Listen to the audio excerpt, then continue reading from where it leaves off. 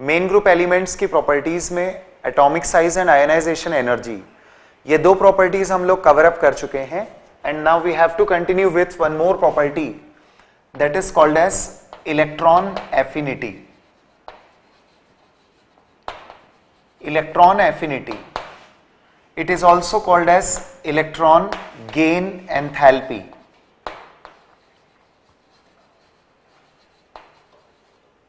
Electron gain enthalpy. The term enthalpy is related to heat changes measured at constant pressure. जब भी कोई heat changes constant pressure पर major किए जाते हैं तो उस हीट चेंज को enthalpy change of the system कहा जाता है. सो electron gain enthalpy, this term stands for the electron gaining process and the energy changes associated with the electron gaining process. तो एक बहुत सिंपल सा मैटर है कि जैसे आयोनाइजेशन एनर्जी को आपने इलेक्ट्रॉन लूज करने से रिलेटेड हीट चेंज या एनर्जी चेंज कंसीडर किया था, ठीक वैसे ही जब इलेक्ट्रॉन गेन होगा किसी एटम में तो उससे रिलेटेड जो भी हीट चेंजेस होते हैं we call it electron gain enthalpy और सिंपली इलेक्ट्रॉन एफिनिटी. थर्मोडायनेमिक्स के अकॉर्डिंग जब हम साइन कन्वेंशन फॉलो करते हैं तो डेल्टा एच मतलब enthalpy change is taken to be negative for a process which is exothermic. The enthalpy change is taken positive for a process that is endothermic. ये sign conventions हैं जो topic thermodynamics में आप पढ़ते हैं related to the enthalpy change.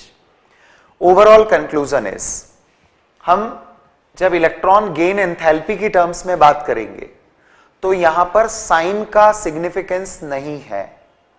जब आप इस टर्म की बात करेंगे तो there is no significance of sign.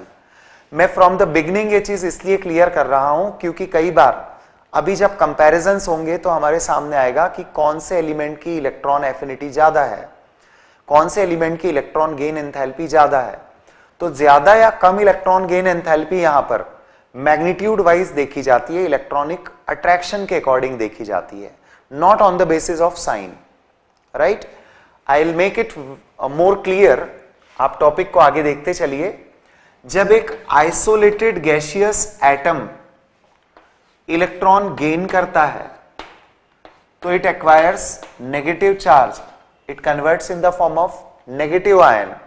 The energy changes associated with this electron gaining process is called as electron affinity. Now similar to ionization energy, we also have the successive electron affinities. हो सकता है atom electron gain करने के लिए stability तब attend करे जब वो 2 इलेक्ट्रॉन्स गेन करे, या फिर पॉसिबल है कि by gaining 3 electrons it acquires the stable configuration. So we can come across any such kind of situation. Neutral atom electron gain करेगा तो जो एंथैल्पी चेंज होगा या जो एनर्जी चेंज होगा we call it first electron affinity. Negative ion dinegative में convert होगा, energy changes को आप सेकेंड इलेक्ट्रॉन एफिनिटी कहेंगे. Similarly third electron affinity and so on. The concept is just similar to ionization energy. जैसे elements के different valence electron के कारण वे स्टेबल कॉन्फ़िगरेशन एक्वायर करने के लिए different number of electrons lose करते हैं, वैसे ही गेनिंग प्रोसेस में भी जैसे मैं बात करता हूं हैलोजेंस की तो they get stability after gaining only 1 electron. Oxygen की बात की जाए, सल्फर की बात की जाए तो they acquire the stable configuration when they gain total 2 electrons in 1 atom. Nitrogen, phosphorus, this kind of elements they get a stable configuration by gaining 3 electrons. So that way we have to consider the successive electron affinities. थोड़ा सा comparison करते चलिए. Ionisation energy में हम क्या बोलते हैं, हर successive value बढ़ती है. मैटर यहां थोड़ा सा डिफरेंट है. यहां सक्सेसिव वैल्यूज को लेकर पहला पॉइंट हम ये बोलेंगे कि first electron affinity for non metals is usually exothermic. Exothermic का मतलब है जहां पर डेल्टा एच नेगेटिव होगा. Most of the non metals electron gain करके स्टेबल कॉन्फ़िगरेशन तक पहुंचते हैं, और नॉन मेटल्स के लिए इसीलिए फर्स्ट इलेक्ट्रॉन स्ट्रांगली अट्रैक्ट होता है बाय द न्यूक्लियस. इस स्ट्रॉन्ग अट्रैक्शन के कारण प्रोसेस एक्सोथर्मिक होती है. When attractive forces are developed, stronger attraction is developed, then the process is exothermic. System energy lose करता है. So EA1, that is electron affinity 1, for non-metals is usually exothermic. अब खास बात है सक्सेसिव वैल्यू को लेकर. EA2, EA3, etc. are all endothermic. Yes friends, irrespective of the nature of element, successive electron affinities are always endothermic. Endothermic का फिर मतलब यहां पर साइन कन्वेंशन के अकॉर्डिंग देखेंगे तो पॉजिटिव होता है. नाउ द पॉइंट इज, ऐसा क्यों? एक इलेक्ट्रॉन गेन करने के बाद एटम के पास नेगेटिव चार्ज है, so the addition of successive electrons will be against the repulsion of that negative charge. जो आप नेक्स्ट इलेक्ट्रॉन्स ऐड कर रहे हैं वो रिपेल होते हैं, so it will be considered as a forceful addition of the electrons. और in fact second electron affinity के कंपैरिजन में थर्ड इलेक्ट्रॉन एफिनिटी हमेशा मोर एंडोथर्मिक होगी. It will always a forceful addition. तो पहले इलेक्ट्रॉन के एडिशन तक स्टोरी अलग है, that is about liberation of energy. मैं सिर्फ नॉन मेटल की बात यहां पर इसलिए कर रहा हूं क्योंकि प्रॉपर्टी सिग्निफिकेंट ही सिर्फ नॉन मेटल्स के लिए है. Which type of elements will gain electron? Obviously non metals. Metals have the opposite property, they have a property to lose electrons. So the significance of electron affinity is only up to the non-metallic elements. तो matter क्या क्या हुआ एक बार conclude करते हैं. Non metallic elements के लिए एक सिग्निफिकेंट प्रॉपर्टी इलेक्ट्रॉन एफिनिटी होती है.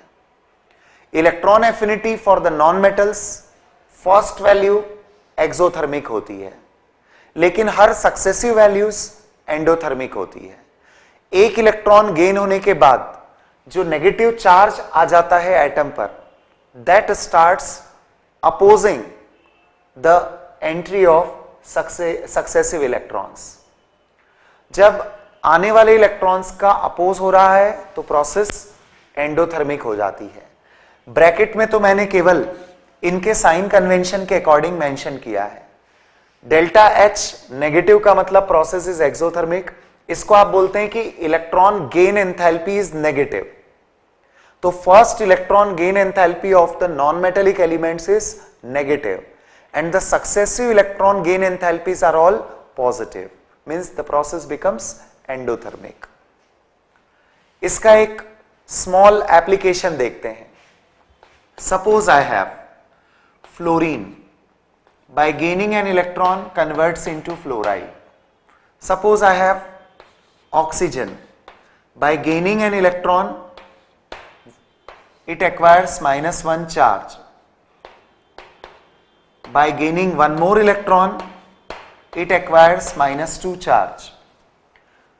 Now the point is, यदि आप in terms of enthalpy change और in terms of heat change measure करते हैं तो this process will be an exothermic process. Why? Fluorine is a non-metal. Gaining of one electron in the neutral non-metal atom is exothermic process.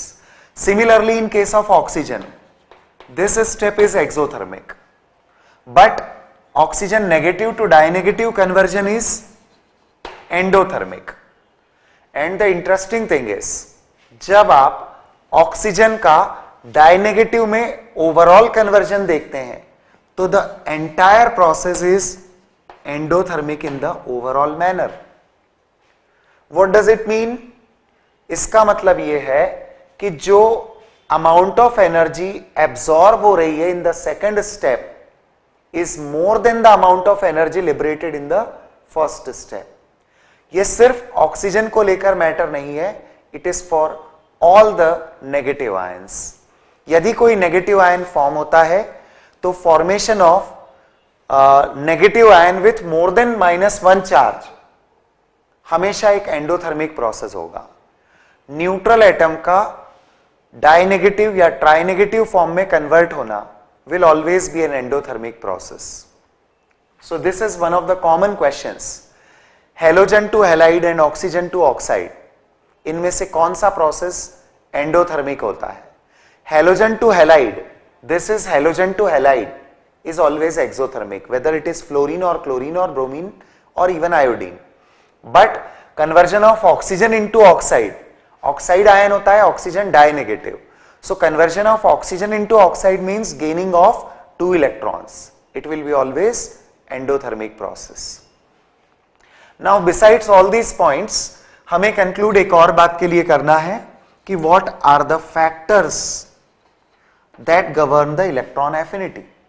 The factors governing electron affinity are same as the factors जो आपने उधर ionization energy के लिए use किए. Atomic size, atoms small होते हैं तो आने वाले इलेक्ट्रॉन का अट्रैक्शन ज्यादा होगा. आने वाले इलेक्ट्रॉन का अट्रैक्शन ज्यादा है तो एफिनिटी ऑफ द इलेक्ट्रॉन भी ज्यादा माना जाएगा. एटॉमिक साइज वैसे तो एक रेगुलर मैनर में देखा जाए तो smaller atomic size electron affinity को बढ़ाएगा. स्मॉलर एटम आने वाले इलेक्ट्रॉन को न्यूक्लियस ज्यादा स्ट्रांगली अट्रैक्ट करेगा और इलेक्ट्रॉन एफिनिटी ज्यादा होगी.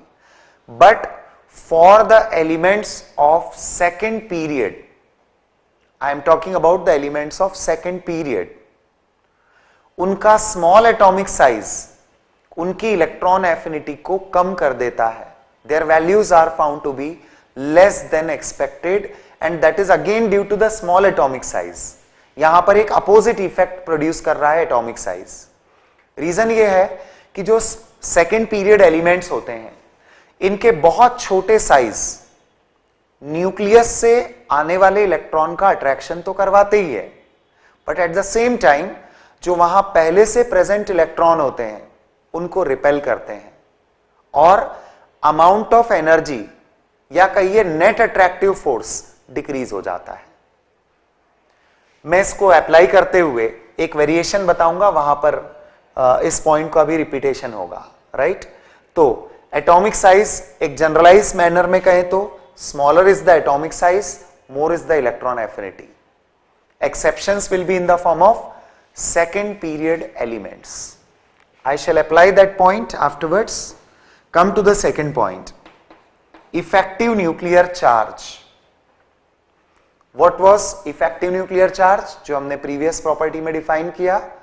The charge which is effective for the outermost electrons. Nuclear charge which is effective for the attraction of outermost electrons.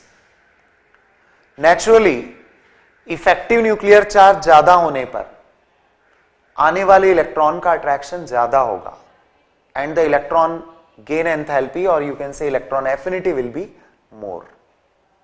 The third point is shielding effect. हमने कहा था shielding effect inner electrons का एक obstruction है.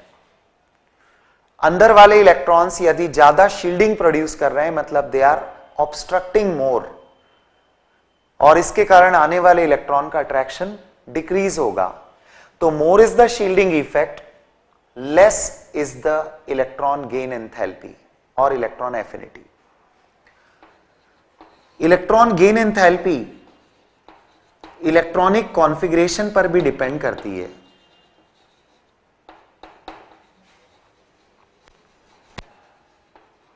Stable electronic configuration वालों का electron affinity compare किया जाए, स्टेबल इलेक्ट्रॉनिक कॉन्फ़िगरेशन वालों में इलेक्ट्रॉन एफिनिटी लेस होती है. 15th ग्रुप एलिमेंट्स यानी nitrogen family they have exactly half filled p subshell. Because of that इनकी इलेक्ट्रॉन गेन एंथैल्पीज कम होती है, they are actually nearly zero. Noble gases, because of the stable electronic configuration, they have zero electron affinity. They do not have any property to gain electron, right? So now we just apply these four factors and compare the electron affinity of elements in periodic table. On moving top to bottom, on moving top to bottom in a group, हम conclusion draw करने के पहले एक बार factors सोच लेते हैं. Down the group आप आते हैं, एटॉमिक साइज बढ़ता है, effective nuclear charge no appreciable change, shielding effect increase, electronic configuration similar since we have the same group elements, similar of the outermost shell. तो मेनली फैक्टर्स जो governing बनते हैं they are atomic size and shielding effect. Size बढ़ता है, shielding effect भी बढ़ता है, दोनों के कारण इलेक्ट्रॉन एफिनिटी कम होती है. So on moving top to bottom in a group the electron affinity decreases, electron affinity decreases, but we have to be careful for an exception. Electron affinity of elements of second period is less than expected. What is expected? पहले हम ये देखें expected क्या है. Top to bottom यदि decreasing trend है और यदि ये रेगुलर होता तो the top most element should have highest electron affinity, but the situation is different. Second period का एलिमेंट अपने अपने ग्रुप में फर्स्ट मेंबर है and that element has less electron affinity, less than expected. Less than expected यदि second period वाले की यानी first member की है तो ऑब्वियसली जो हाईएस्ट वैल्यू होती है हर इंडिविजुअल ग्रुप में highest electron affinity second element की होती है. पूरे पीरियोडिक टेबल में हैलोजेंस मैक्सिमम इलेक्ट्रॉन एफिनिटी वाले होंगे and among halogens if we compare तो chlorine will have maximum electron affinity, जबकि फर्स्ट मेंबर हैलोजेंस में कौन है? Fluorine. But being the element of second period उसकी electron affinity less than expected है, मतलब क्लोरीन से भी कम होती है. So among halogens chlorine has maximum electron affinity and not among only halogens but in the entire periodic table the electron affinity of chlorine is maximum. Next to that हम एक और कंपैरिजन करते हैं, that is on moving left to right in a period. एक period में left से right जाते हैं. आइए एक बार कंक्लूजन निकालने के पहले फैक्टर सोच लें. लेफ्ट टू राइट जाने पर एटॉमिक साइज डिक्रीज होता है, लेफ्ट टू राइट मूव करने पर इफेक्टिव न्यूक्लियर चार्ज इंक्रीज होता है. रिकॉल करें प्रीवियस प्रॉपर्टीज को. Shielding effect does not change appreciably. Electronic configuration vary करता है, कहीं कहीं स्टेबल कॉन्फ़िगरेशंस भी आते हैं. यदि कॉन्फ़िगरेशन वाले फैक्टर को जस्ट होल्ड किया जाए और इन दो फैक्टर्स के बेसिस पर कंक्लूजन निकाला जाए तो इलेक्ट्रॉन एफिनिटी लेफ्ट से राइट जाने पर साइज कम हो रहा है, इफेक्टिव चार्ज बढ़ रहा है, इसलिए इलेक्ट्रॉन एफिनिटी इंक्रीज होगी. The electron affinity increases. But once again I shall add exception. मैंने बीच में कहा आपसे कि कॉन्फ़िगरेशन वाले फैक्टर को होल्ड करिए. जस्ट फॉर अ वाइल हमने उसको होल्ड किया था। अब एक बार फिर सोचें, यदि कॉन्फ़िगरेशन वाला फैक्टर भी लेकर बात की जाए तो देयर आर सर्टेन एलिमेंट्स जिनके स्टेबल कॉन्फ़िगरेशन उनकी इलेक्ट्रॉन एफिनिटी को कम कर देते हैं। So when we compare non metallic elements, then electron affinity of 15th and 18th group elements are nearly zero and zero respectively.